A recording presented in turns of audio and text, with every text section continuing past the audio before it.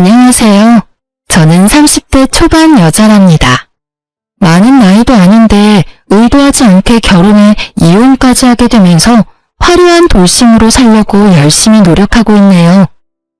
울적한 날에는 이곳에서 저와 비슷한 사연을 들으며 같이 울고 욕해주면서 듣는 재미가 있더라고요. 저의 이야기도 다른 분들 못지않게 기구하거든요. 이곳에 마지막으로 대나무 숲 마냥 다 털어놓고 새롭게 시작하고 싶어 사연 남겨봅니다. 인생의 초년부터 제 인생은 불행했어요. 초등학교 때 어머니를 여의고 중학교 땐 아버지가 병으로 돌아가셨죠. 친할머니와 단둘이 대학 때까지 살았어요. 할머니가 그래도 여유가 있으셨고 아버지 동생인 작은아버지 가족도 저를 신경 써줘서 대학 입학까지 힘들진 않았죠. 할머니가 부모님에게 못 받는 사랑을 더 넘치게 주셨거든요. 하나뿐인 가족인 할머니가 노환으로 병을 얻으셔서 제가 대학 2학년 때 돌아가시니까 진짜 하늘이 무너지는 기분이 이런 건가 싶더군요. 이 세상에 혼자만 남은 기분은 정말이지 겪어보지 않은 사람은 모를 거예요. 한동안 허한 마음 때문에 방황을 했는데요. 앞으로 혼자 어떻게 살아야 할지 막막하더라고요. 할머니와 살던 집은 작은 아버지 소유였다면서 저한테 나가라고 하더군요. 저는 작은 아버지가 얻어준 월세방에서 대학도 휴학한 채 공무원 시험 공부를 시작했죠. 취업 성공할 때까지 누가 뒤를 봐주지도 않을 거고 이 길이 아니면 난 죽는다는 마음으로 공부했어요. 1년 만에 합격해서 그렇게 구급 공무원으로 발령받아 일하게 됐답니다. 혜인 씨는 나이도 어린데 맨날 일만 해? 예쁘게 생겨서는 남자친구는 안 만들어? 아직 여유가 없네요. 사실 딱히 만나고 싶지도 않아요. 제 사정 잘 아시잖아요. 외로운 혜인 씨를 사랑으로 품어줄 그런 남자가 있을 거야. 가족을 만들고 아이도 낳고 그렇게 살아야지. 지금처럼 어리고 이쁠 때 얼른 좋은 남자 만나. 제가 매일 회사만 집만 오가니까 주변의 동료들도 항상 걱정 어린 관심을 많이 주시더라고요. 전 그냥 웃으면서 넘길 뿐이었죠. 어느 누가 고아인 며느리를 맡고 싶겠어요. 전 남한테 싫은 소리 하기도 싫고 듣기도 싫은 성격이라 그냥 나 혼자 밥벌이하며 살자는 비혼주의자였어요. 어렸을 때부터 너무 힘든 일을 겪어서 그런지 누군가와 싸우고 복구하는 것도 싫고 조용히 살고 싶었죠. 어느 날 평소와 다름없이 바쁘게 민원을 받고 있는데 무슨 남자 손이 불쑥 앞으로 들어와 깜짝 놀랐어요. 놀라서 고개를 들자 말쑥한 남자가 어색하게 웃고 있더라고요. 아, 안녕하세요. 또 오셨네요? 오늘은 이거 드리고 싶어서 따뜻한 커피 한 잔 드세요. 그리고 이거 한번 읽어주실래요? 이 동네에 사는지 서류를 자주 때려 오던 남자였는데 훤칠한 키의 훈남이라 멀리서도 가끔 눈에 띄긴 했어요. 그런 남자가 웬 편지를 건네니 전 너무 놀랐어요. 일단 다른 사람들이 볼까봐 얼른 편지를 받아 숨겼죠. 저한테 호감이 있어서 일부러 일이 없어도 주민센터에 오기도 했다며 편지엔 전화번호가 적혀 있더라고요. 전 연애를 할 마음이 전혀 없었기에 당연히 답하지 않았고요. 남자는 몇 번을 더 적극적으로 대시를 했고 그렇게 한 번, 두 번 만나다 보니 연인 사이가 되었답니다. 사귀고 나서 얼마 되지 않아 남자친구의 집안이 이 동네의 유지인 걸 알게 됐고 건물이 2채나 있다는 거예요. 내가 같이 일하는 언니한테 들었는데 그게 정말 사실이야? 왜 나한테 말 안 했어? 자기가 알면 부담스러워할 것 같아서 천천히 말하려고 했어. 내가 아버지 빌딩 관리하는 일 하거든. 그래서 주민센터에 서류 떼러 자주 왔던 거야. 난 사귀기 전에 내 사정 다 이야기했어. 난 그냥 혼자 조용히 살고 싶고 어떤 갈등도 싫어. 그리고 자기한테 선택하라고 한 거고. 자기 부모님이 나를 마음에 들어 하시겠어? 난 좋은 대학 나온 것도 아니고 마땅한 직업 없이 부모님 도와드리는 건데 뭐. 공무원인 자기가 나보다 대단하지. 너무 걱정하지 마. 우리 부모님은 내가 다 알아서 해. 형이 있다고 하지 않았어? 형은 무슨 일 하시는데? 우리 형은 공부를 잘했어서 지금은 대기업 팀장으로 일해. 형수님은 변호사시고. 뭐라고? 아, 나 너무 부담돼서 싫어. 내가 돈 많은 남자 만났다고 좋아할 줄 알았어? 난 돈 많은 시댁 그런 거 싫어. 우리 그냥 이쯤에서 헤어져. 제발. 저는 일방적으로 이별을 통보하고 잠수를 타버렸죠. 주무관님께 부탁드려서 다른 층에서 일을 하는 걸로 바꿔서 남친은 저를 몇 주 동안이나 찾지 못했어요. 제가 일부러 집도 안 알려줬었거든요. 그런데 어느 날 남친의 부탁을 받은 동료가 저를 불러내는 바람에 딱 마주치게 됐어요. 남친 얼굴이 여지껏 잠도 못 잔 것처럼 아주 헬쑥하고 초췌하더라고요. 혜인아, 너 어떻게 이렇게 모질 수가 있어? 내 말은 들어주지도 않고 이렇게 사라져버리면 끝이야. 내가 우리 부모님한테 너에 대해서 다 말씀드렸어. 아버지가 너 만나보시고 싶대. 제발 나를 믿고 우리 같이 부딪혀보자. 내가 네 가족이 돼서 평생 행복하게 해줄게. 간곡하고 진실된 간청에 저는 그 사람을 한번 믿어보기로 했어요. 그렇게 남친 집으로 인사를 드리러 갔는데요. 제가 너무 걱정을 많이 한 것에 무색하게 예비 시부모님 모두 친절하게 대해주시더라고요. 내가 네 형편을 다 들었다. 나도 어려운 어린 시절 겪고 자수성가한 사람이다. 저 녀석은 애미가 너무 오냐오냐 키워서 우리 재산 관리하는 거나 하고 제대로 된 직업이 뭐 있겠냐. 너는 혼자 대학도 나오고 공무원도 된 게 아주 뚝심 있고 좋아 보인다. 우리 아들이랑 결혼하는 거 찬성하마. 형편 다 아는데 딱히 뭐 혼수를 말할 것도 없고 그냥 결혼식 다 나한테 맡기고 넌 이 집 들어와서 살아라. 집이 이렇게 넓은데 굳이 집 얻을 필요 있니? 안 그래? 아무리 그래도 시집살이 하려는 건 내키지 않았어요. 저 혼자 하고 싶은 거 하며 자유롭게 살다가 제 조건이 빠진다는 이유로 시집살이가 당연하다는 듯이 말하더라고요. 우선은 그 집에서 나와서 남친한테 말했죠. 내가 모은 돈이 없다고 해서 집으로 들어와서 시집살이 하라는 건 좀 너무하지 않아? 내가 누누이 말했잖아. 난 혼자 사는 게 제일 좋은 사람이라고. 자기는 그동안 혼자 그렇게 외롭게 살았으면서 새 가족이 생겨서 북적북적 살면 더 좋은 거 아니야? 우리 부모님은 자기 사정 다 봐주셔서 그런 말씀 하신 거야. 일단 2년만 살아보자.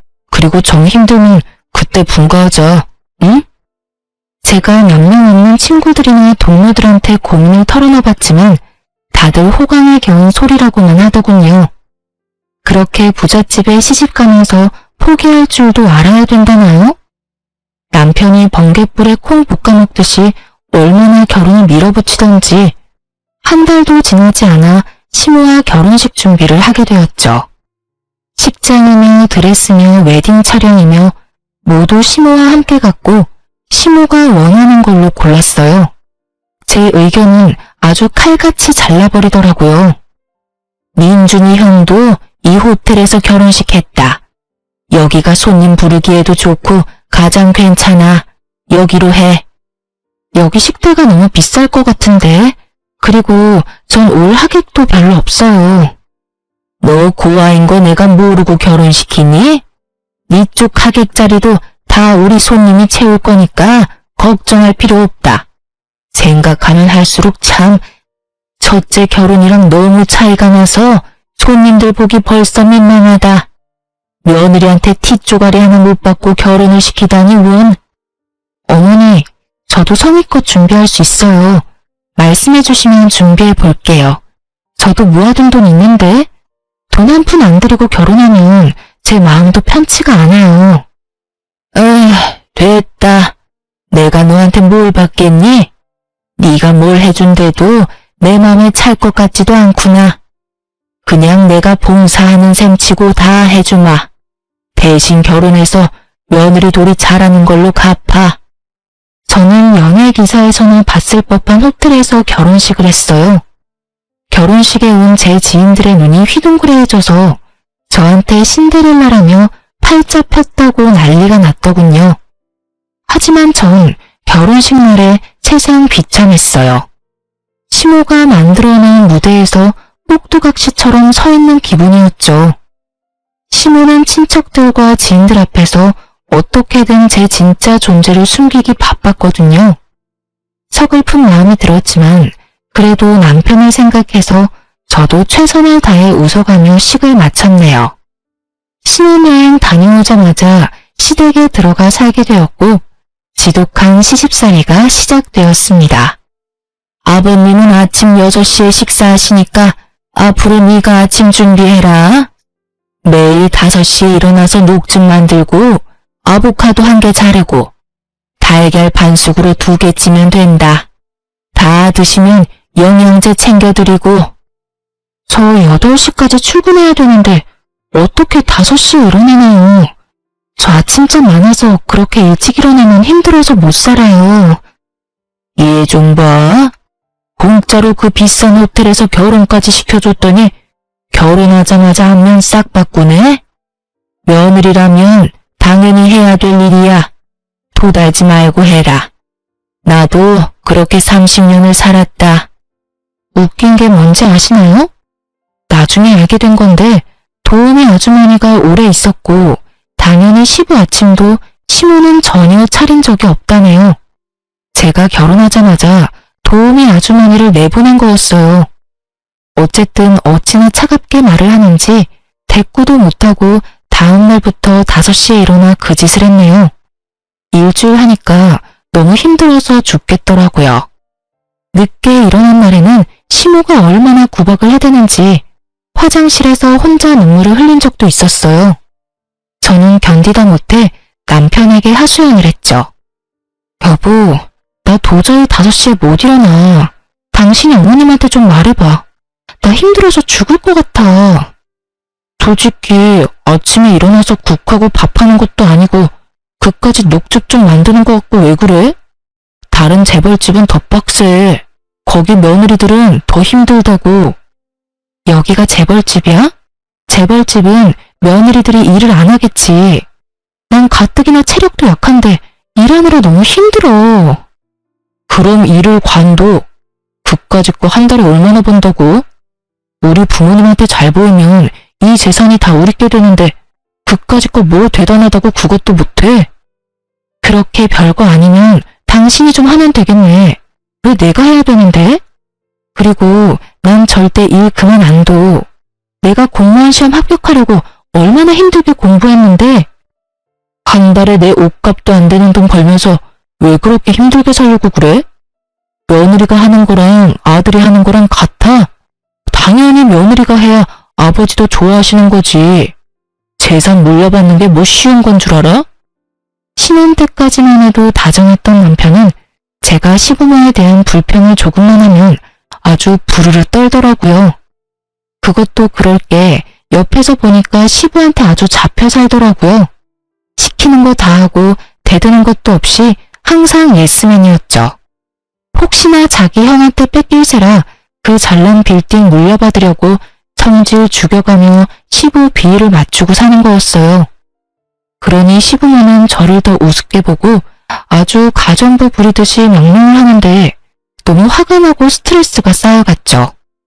이번 주말엔 커튼 좀 다 뜯어서 갈아라. 넌 없이 사느라 몰랐겠지만 커튼도 계절마다 가는 거야. 저 일하느라 너무 힘들어서 주말엔 쉬고 싶어요. 제가 커튼 업체 불러서 해결할게요. 저한테 시키지 말아주세요. 얘 말하는 싸가지 좀 봐. 그 업체 부르면 그건 누구 돈인데? 있는 집 시집 왔다고 아주 돈을 물 쓰듯이 쓰네. 그깟 푼돈 벌면서 지금 누구 앞에서 돈 번다고 유세야? 너 그 거지 같은 동사무소 당장 관둬. 집에 들어앉아서 살림이나 똑바로 해. 제가 그냥 참고 넘어가는 날이 많으니 시모는 점점 도가 지나치기 시작하더군요. 어느 날은 시모가 제가 일하는 주민센터에 와서는 제 앞을 알짱거리며 궁시렁대기까지 했죠. 별로 하는 일도 없어 보이는구만. 맨날 뭐가 힘들다고 거짓말을 해대? 도대체 얌전한 얼굴에 뭔 가면을 쓰고 있는지 알 수가 있어야지. 어머니, 지금 제가 일하는데 와서 뭐 하시는 거예요? 빨리 돌아가 주세요. 아니, 더우면 에어컨 쐬러 오고 추우면 히터 쐬러 올 수 있는 곳이 동사무소 아니야? 네가 뭔데 나한테 가라 말았니? 내가 뭐 너한테 볼 일이 있어서 왔다고 했니? 내 입으로 내가 말도 못해? 별것도 아닌 게 잘난 척은. 동료들 보기가 얼마나 민망하고 부끄러웠는지 몰라요. 가뜩이나 제가 결혼 잘했다고 질투했던 동료도 있었는데 이젠 시집살이 한다고 제 뒤에서 수군대더군요. 솔직히 혜인 씨가 엄청 예쁜 것도 아니고 잘난 것도 없는데 어떻게 결혼했나 했어. 역시 시집살이를 엄청나게 하나 봐. 하긴 그 부잣집에서 혜인 씨 조건이 마음에 들겠어. 그 시어머니 와서 하는 것 좀 봐. 집에선 얼마나 더 할까? 불쌍하다 불쌍해. 그러게 너무 차이가 나는 결혼한 대가지 뭐. 어쩌겠어. 다 감수해야지.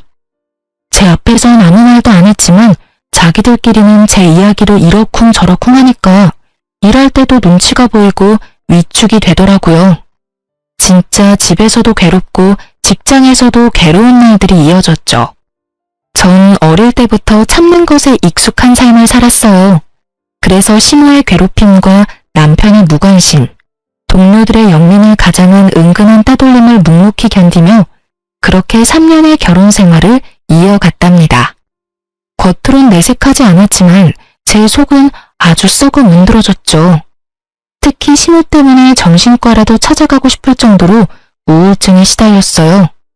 특히 명절에는 제가 대부분의 음식을 해야만 했는데요. 남편 말로는 원래 도우미 아주머니와 시모가 같이 준비했었다고 하던데 저한테 그 많은 걸 다 시키더라고요. 저도 할머니랑 살 때는 귀한 손녀였어요.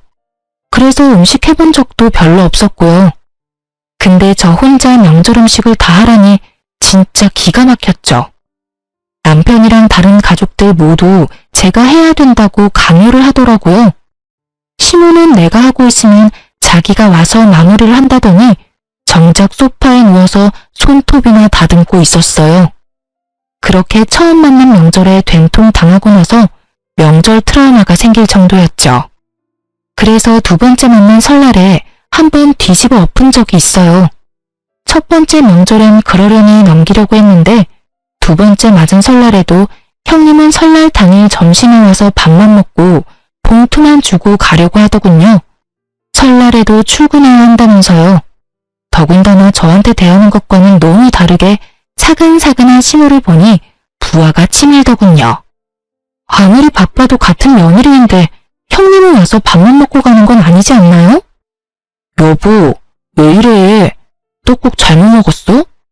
형수님이 얼마나 잘 나가는 변호사인데 엄청 바쁘다고. 아, 미안해 동서. 내가 요리는 젬병이고 내가 명절에 더 바쁜 건 사실이야. 너 미쳤어? 아니, 지금 하늘 같은 형님한테 이게 무슨 태도야?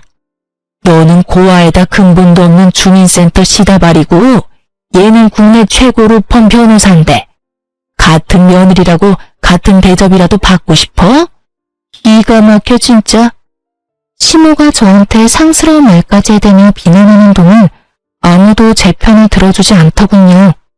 심지어 남편은 시모를 말리기는커녕 잘못했다고 빌라더라고요. 저는 서러운 마음을 참지 못하고 그렇게 집을 뛰쳐나갔어요. 그 후로 어떻게 됐을 것 같으세요? 너 나간 김에 아예 완전히 나가버려. 그냥 짐 싸서 나가라고. 감히 누구한테 음식을 하라 마라 못하겠다고 난리야. 그냥 이혼해. 이혼하라고 하면 누가 무섭나요? 그럴게요.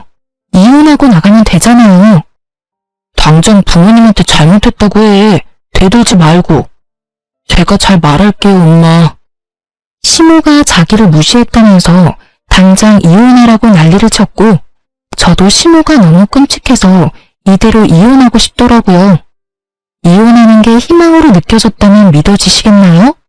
근데 시부가 딱 한마디로 상황을 종결시켜버렸죠. 내 눈에 흙이 들어갈 때까지 이혼은 없다. 남들 부끄럽게 무슨 이혼이야? 당신도 또 한 번 그런 소리 꺼내면 당신부터 이혼이야.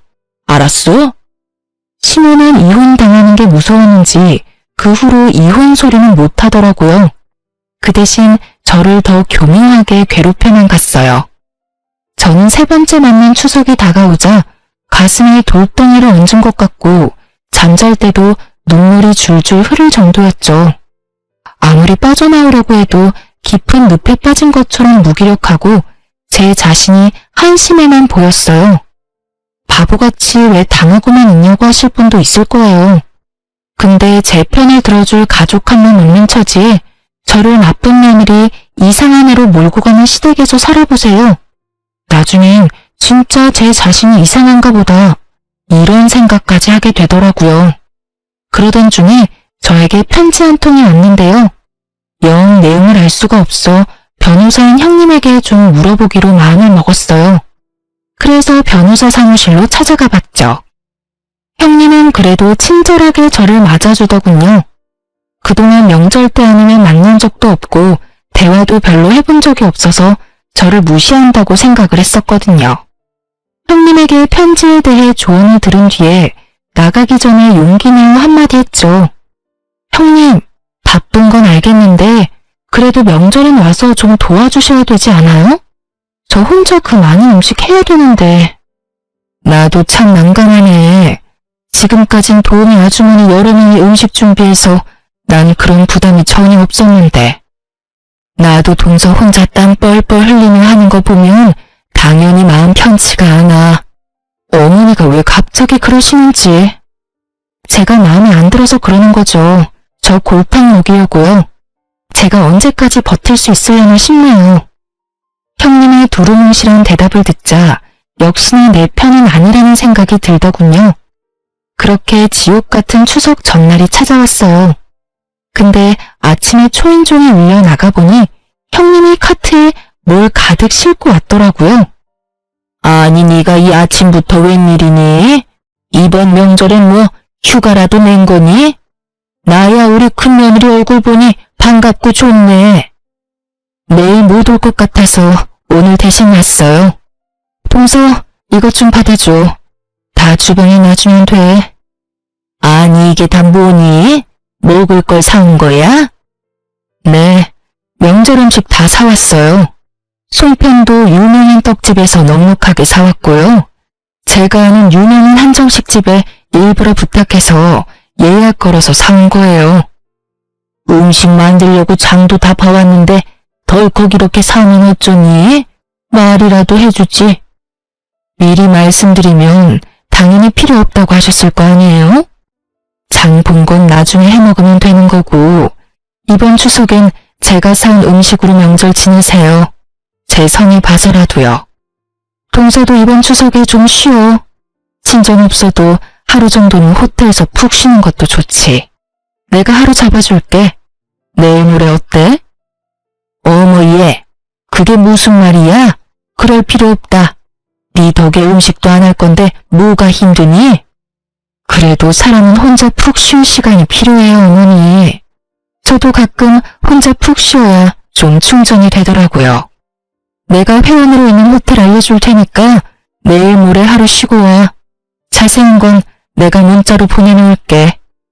형님이 말하니까 시모는 입만 삐죽거리고 정작 반대는 못하더라고요. 대신 그 분풀이는 저를 향했죠. 명절이라고 친척들 다 모여있는데 시모가 저를 쓸데없는 일로 계속 불러대기 시작했어요. 여기 수정과 좀 더 내와. 다 떨어진 거 안 보여? 야, 여기 더럽잖아. 얼른 걸레 가져와서 닦아. 아주 명절에 음식도 안 만들어서 살판 났지? 친척 어른들 다 계시는데 빠릿빠릿 움직여야지. 이렇게 굶떠서야 내가 창피해서 못 산다. 저기 저상 얼른 다 정리하고 새로 차려라. 저는 더 이상 참을 수가 없었어요. 시모가 큰 소리 칠 때마다 친척들도 저를 보며 수군거렸고 눈빛을 주고받으며 키득거리기까지 했어요. 제가 왜 이런 취급을 받아야 하는지 부하가 치밀었죠. 저를 무슨 시종 부리듯이 야야 거리는 심한 연상에 결국 못 참고 걸레를 집어 던졌죠. 야, 이게 미쳤나? 너 지금 나한테 걸레 던졌어? 너 정신 나갔어? 이제 사람 좀 그만 괴롭혀요. 당신 때문에 정신병 걸리기 직전이니까. 이 미친 할망구야, 적당히 좀 하라고. 야, 너 미쳤어? 어머니한테 무슨 말버릇이야. 당장 무릎 꿇고 싹싹 빌어. 당장.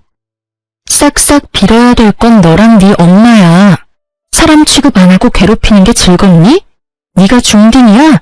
이 마마 파파보이 새끼야. 그깟 재산 받으려고 네 마누라가 어떤 취급받는지 뻔히 알면서 모른 척이나 하고 평생 지켜준다며, 울타리가 돼준다며, 이 비굴한 자식아. 역시 머리 검은 짐승은 함부로 거두지 말라고 했어. 어디서 굴러먹던 고환은 받아줬더니 남 부끄럽게 친척들 앞에서 이게 무슨 짓이야? 민준이 너 당장 네 마누라 무릎 꿇리지 못해? 남편이 시우 말을 듣자마자 제 어깨를 잡아 누르면서 억지로 무릎을 꿇리게 하는 거 있죠. 제가 남편을 확 밀어버리자 남편이 눈을 번뜩이더니 제 뺨을 때리는 게 아니겠어요? 뺨을 맞는 순간 제 눈에서 별이 반짝하더군요. 저도 질세라 남편 뺨을 갈겨버리고 머리통도 마구 때려버렸어요. 야, 나 더 이상은 너랑 못 살아. 부모한테 한 푼이라도 더 받으려고 빌빌대는 이 한심하고 찌질한 놈아. 야, 너 미쳤어? 이 거지 같은 게 지금 누굴 때려? 이쁘다 이쁘다 해주니까 간이 배 밖으로 나왔냐? 그래서 내가 집안 보고 결혼해야 된다고 했지? 보고 배운 게 없으니 이렇게 상스럽게 굴지. 너 당장 얘랑 갈라서라. 애 없을 때 버려버리라고. 사람들 앞에서 며느리한테 야야거리는 게 더 저지르고 상스러운 거야, 이 아줌마야. 갈라서라고? 웃기고 있네. 내가 네 그지 같은 아들 버리는 거야. 알았어? 저는 그 길로 그 지옥 같은 집구석을 나왔어요. 사실 그 전에 제 명의로 아파트를 미리 구해놨었죠. 혼자만의 공간에 있으니 그제야 숨통이 트이고 진짜 살 것 같더군요. 저는 미리 상담했던 변호사와 바로 소송을 시작했어요. 소장을 받은 남편이 전화를 했더군요. 어쨌든 정리는 해야 했기에 카페에서 만났죠. 남편이 저를 보며 한심하다는 듯이 혀를 차는 게 기가 막혔어요. 지 부모 없으면 백수 주제에 뭐가 잘났다고 저러는지 말이죠. 이혼 소송은 아무나 하는 줄 알아? 그거 하면 돈이 얼마나 들어가고 시간이 들어가는데 네 쥐똥 같은 월급으로 감당할 수 있겠어? 너랑 네 엄마 엿먹일 돈은 충분히 있으니까 걱정 끄셔. 내가 그동안 살았던 정도 있고 하니까 합의금 명목으로 돈 좀 줄게. 소송 취하하고 그냥 합의 이혼이나 해. 대신 우리 집에서 있었던 일은 발설하지 않는다는 각서 하나 써. 아, 진심으로 웃겼다. 야, 니네 집이 뭔 삼성, 현대, 재벌집이야? 다 아침 드라마 많이 본 네 엄마 머리에서 나온 거겠지. 그래서 각서 써주는 조건으로 얼마 줄 건데? 5천 줄게. 우리가 4년밖에 안 살았는데 그 정도면 많이 주는 거야. 고작 5천 갖고 재벌 코스프레를 하시겠다? 그딴 조건 내걸려면 10억은 가져와야지. 소송 이기면 그거보다 많이 받겠다. 좋은 변호사나 구해. 우리 형수님이 로펌 최고 변호사인데 너 감당할 수 있겠어? 길고 짧은 건 대봐야 아는 거고 앞으로 변호사 통해서만 연락할 거니까 함부로 나한테 전화하지 마. 약 5개월의 이혼 소송이 이어졌어요.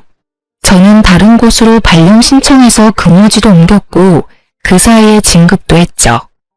이혼 소송이 괴로울 줄 알았는데 전혀 아니었어요. 그 집구석에서 스트레스 받고 우울증 걸리는 것보다 혼자 일하며 혼자 꾸려나가는 삶이 정말 만족스러웠죠. 소송 비용도 전혀 부담되지 않았어요. 그만한 비결이 있었거든요. 어느 날 형님한테 전화가 와서 반갑게 받았죠. 동서, 아니, 혜인아, 잘 지내고 있지? 오늘 확정 판결 난 거 들었어. 우리 박 변호사 일 잘하지? 승소한 거 축하해. 다 형님, 아니, 언니 덕분이에요. 정말 감사해요. 언니가 제 인생의 은인이에요. 덕분에 재산 분할도 넉넉하게 받아서 1억 넘게 받을 것 같아요. 그 집구석 지금 그 돈 마련하느라 쩔쩔 날 거야. 아마 그 돈 없을 거거든. 나도 한 달 전에 이미 이혼 소송 들어갔어. 결국 아주버님 사고 친 거예요? 그 인간 때문에 결국 건물 하나 경매로 넘어갔어. 그래서 그거 보고 바로 나도 소송 시작했지. 그 인간 안 보고 사니까 진짜 살 것 같아. 사실 전 형님의 도움을 참 많이 받았어요. 결혼하고 3년까지만 해도 형님과 제대로 대화도 못 해봤는데요. 제가 형님의 사무실로 찾아간 날부터 우리의 인연이 제대로 시작되었답니다. 제게 날라온 편지가 다름 아닌 소장이었고 용어가 너무 어려워 어렵사리 형님에게 물어봤답니다. 차가워 보였던 형님은 생각보다 다정하고 바른 사람이었어요. 돌아가신 할아버지 앞으로 토지가 있으시네. 근데 상속자를 동서로 해놓으셨는데 작은아버지가 동서한테 일부러 숨기셨나봐. 이 합의서를 동의하거나 그냥 무시하면 작은아버지한테 넘어간다는 내용이야. 토지 받고 싶으면 소송을 해야 할 것 같아. 어떻게 할래? 어쩐지 작은아버지가 할머니 돌아가시니 저랑 인연을 딱 끊어버리더라고요. 평소 같았다면 그냥 당하고만 살았겠죠. 형님이 저 좀 도와주세요. 소송 어떻게 하면 될까요? 그렇게 소송이 진행됐고 제가 승소해서 자그마치 10억 상당의 토지를 상속받을 수 있었어요. 작은아버지가 저한테 찾아와 협박도 하고 회유도 하면서 소송을 막으려고 별짓을 다 하더군요. 시집도 모자라 제 가족하고도 싸워야 한다니 진짜 너무 힘든 시기였어요. 하지만 형님이 작은아버지를 직접 만나 다신 저한테 연락 못하도록 해결해줬고 제가 무너지지 않도록 많은 도움을 줬답니다. 재테크에 밝은 형님 덕분에 절반은 팔아서 제 명의의 아파트를 샀고 절반은 묻어두었죠. 처음으로 제 집을 마련한 날 형님을 초대해서 둘이 와인 한잔하며 속 깊은 얘기를 나눴어요. 동서, 이젠 그만 당하고 살고 도련님이랑 이혼해. 이제 집도 있겠다, 돈도 있겠다, 연금 나오는 직장 있겠다. 그런 팔푼이랑 살면서 왜 어머니한테 당하고만 살아? 저도 진짜 지긋지긋해요. 정말 이혼하고 싶어요. 근데 어릴 때부터 혼자 살아서 또 혼자가 된다는 게 두려운가 봐요. 제가 바보죠 뭐. 나도 이제 이혼할 거야. 그 인간 시부모가 하도 오냐오냐 키워서 인성 개판인데 주식 중독으로 돈도 엄청 말아먹었어.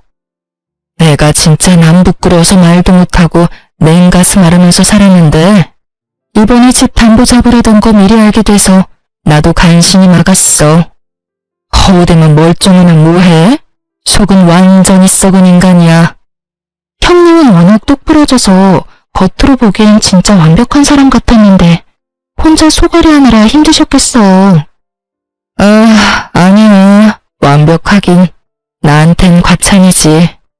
하여튼 그 인간 결국 시부모 몰래 건물 하나 저당 잡혀서 돈 끌었었어. 진짜 그거 보니까 제정신으로 사는 것 같진 않더라고. 중독이구나 싶어서 얼른 갈라져야겠다고 마음먹었지. 그 시한폭탄 같은 인간이 죽지 않는 한 시댁은 폭삭 망할 거야.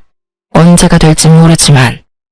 아무튼 동서도 그만 구박받고 재산 분을 받을 수 있을 때 얼른 갈라서 내가 특별히 신경 써서 도와줄 테니까.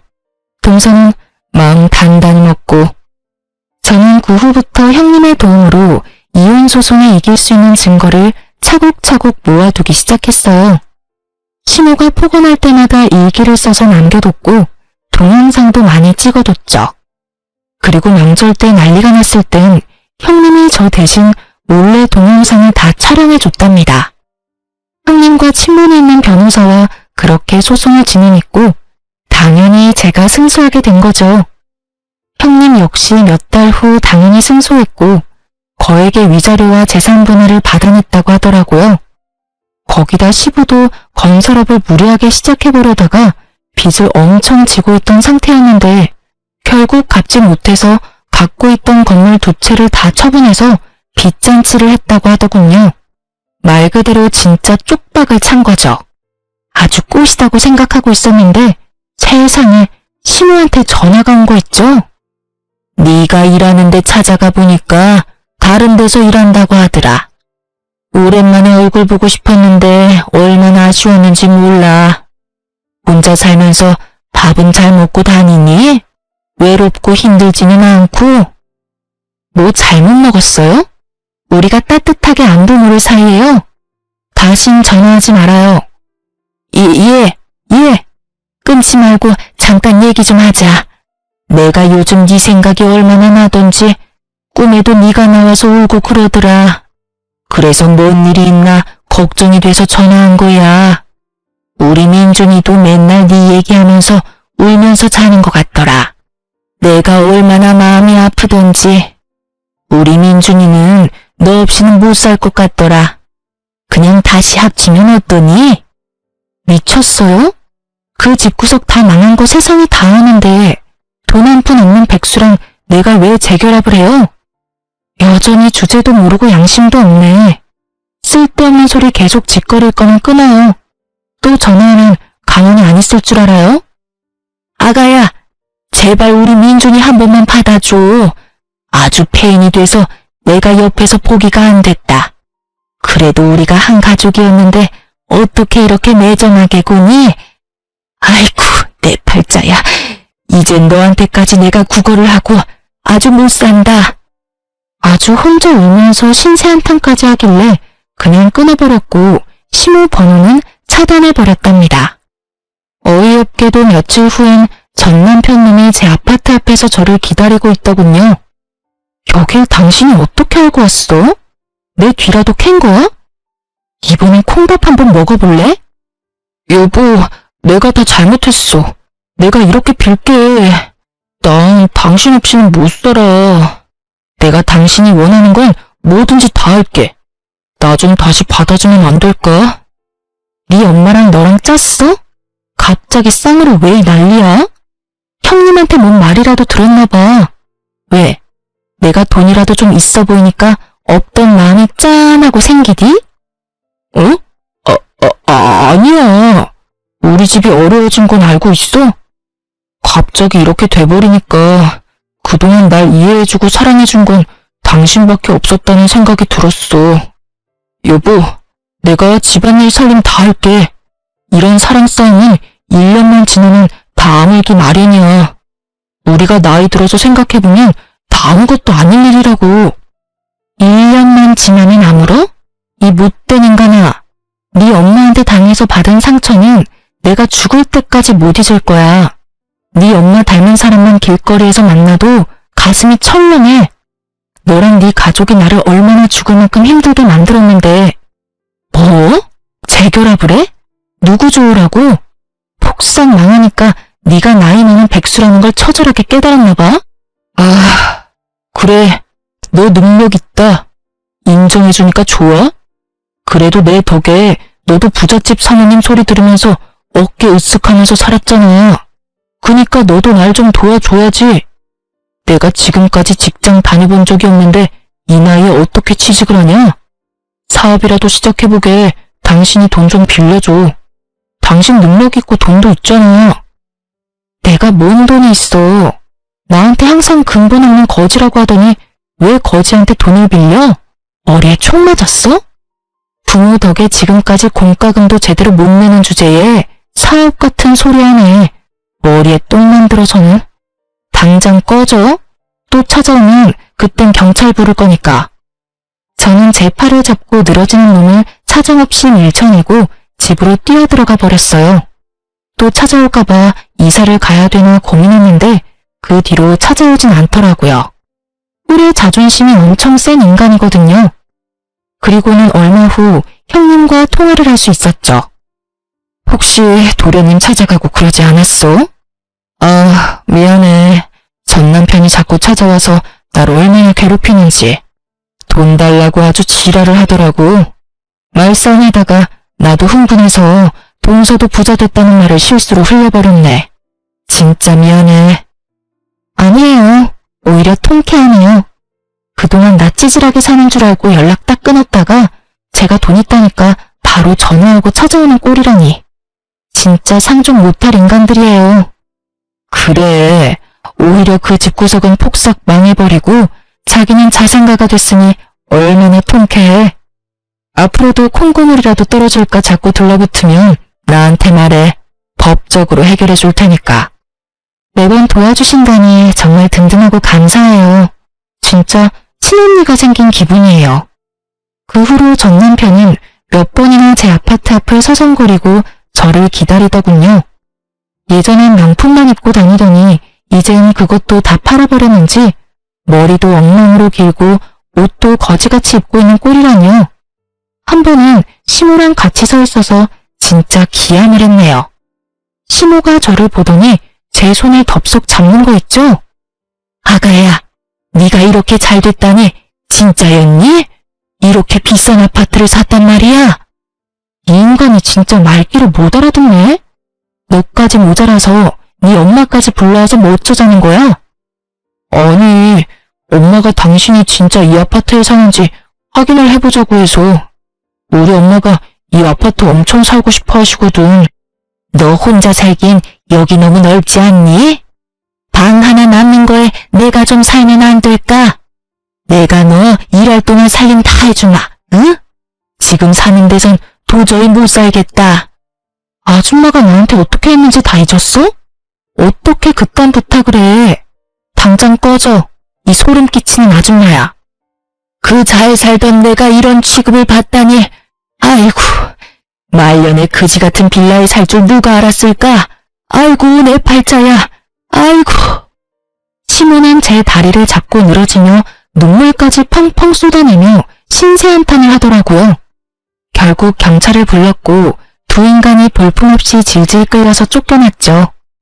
그 후론 겁먹었는지 안 찾아오더라고요. 형님이 종종 그 집안 소식들을 전해주었는데요.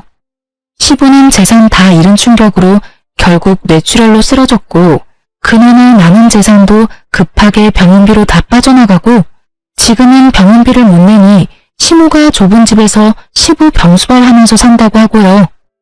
두 아들은 당연히 능력도 없고 그렇다고 배달 아르바이트 같은 건 쪽팔려서 못한다면서 늙은 백수들로 지내고 있다고 해요. 방 2개인 곰팡이 피는 코딱지만한 빌라 월세에서 산다니 시모가 제 아파트를 탐낸 것도 당연한 거죠. 제가 이혼 안 했다면 그 집구석에서 같이 살았거나 아님 제 돈을 다 처박아야 했겠죠? 생각만 해도 진짜 아찔하네요. 저는 그 후로도 형님과 종종 만나서 식사도 하고 서로 생일도 챙겨주면서 친한 언니 동생 사이로 잘 지내고 있어요. 형님도 거지가 된 전 남편이 계속 사무실로 찾아오고 협박도 했다가 잘못했다고 울다가 돈 빌려달라고 하다가 별쇼를 다 해서 진저리가 났다네요. 결국 접근금지 신청하고 이젠 혼자 다른 지역에서 변호사 사무실 개업해서 멋진 대표님이 되셨답니다. 볼 때마다 진짜 멋진 사람이라는 생각을 해요.